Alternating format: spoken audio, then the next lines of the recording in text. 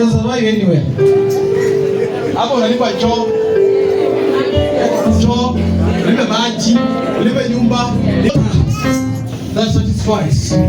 Ushuhuda ni yako. Bwana anaenda kupatia ushuhuda. Wakati mwingi tuko na kiu ya mambo mengi.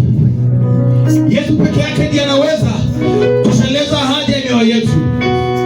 Anajaza utupu wetu, anajaza kiu chetu, anatupatia mwanzo mpya. Invite Christ today. Come to me, Jesus says.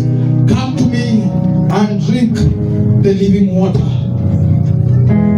Unapompokea Yesu Kristo, hautahisi kiu tena. Yesu ndio maji ya uzima wa milele ambayo inatosheleza.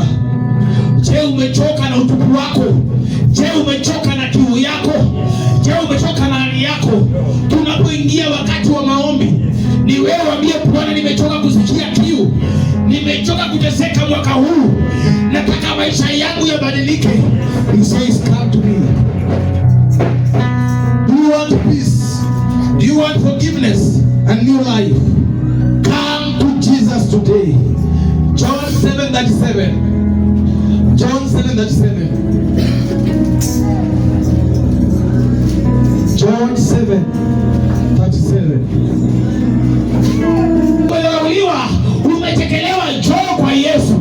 Yesu anafungua milango yake. Anasema njoo. Tumeingia tukaambiwa fungua milango tuingie. Yesu anafungua mlango wake, anangojea mtu aseme nimetosheka na kuchekelewa. Nimetosheka na kudharauliwa. Njoo. Yesu anakuita. Njoo. Yesu anasema njoo nikupatie maji ya uzima wa milele. Akasema yeyote ambaye atahisi kiu aje na anywe. Njoo ukunywe maji ya uzima. Njoo upokee baraka zako mwezi wa Novemba.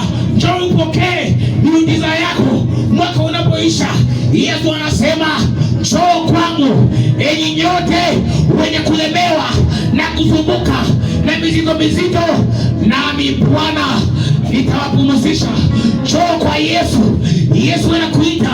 Njoo mama, njoo mzee, njoo kijana, hali yako imekuwa mbaya. Bwana anasema njoo. Hali yako imekulemea. Bwana anasema njoo.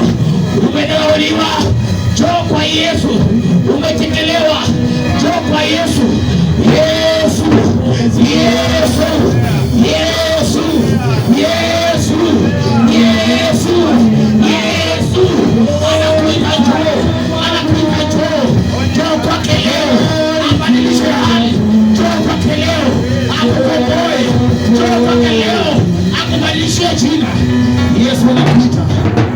Njoni tu, anakusamehe.